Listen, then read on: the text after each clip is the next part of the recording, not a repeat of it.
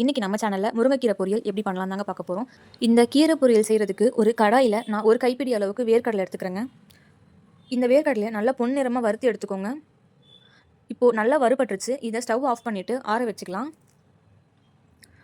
இப்போது வேர்க்கடலையில் ஒரு சின்ன ஜாரில் ஆட் பண்ணிவிட்டு கூடவே 2 காஞ்ச மிளகா ஆட் பண்ணிக்கிறேங்க. சேர்த்துட்டு இதை நல்லா அரைச்சி எடுத்துக்கலாம். இப்போது அதே பேனில் நான் 2 டீஸ்பூன் அளவுக்கு ஆயில் சேர்த்துக்கிறேங்க. இதில் 1/4 டீஸ்பூன் அளவுக்கு கடுகு, 1/4 டீஸ்பூன் அளவுக்கு உளுந்து சேர்த்துக்கோங்க.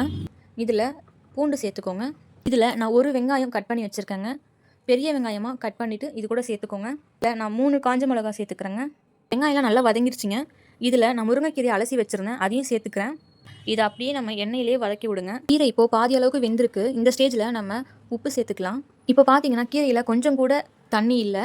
இந்த ஸ்டேஜில் நம்ம அரைச்சி வச்சுருந்த வேர்க்கடலையும் காஞ்ச மிளகா அந்த பொடியை இது கூட சேர்த்துக்கோங்க. இது கூட சேர்த்து நல்லா வதக்கி விடும்போது நல்ல வாசனையாகவும் அந்த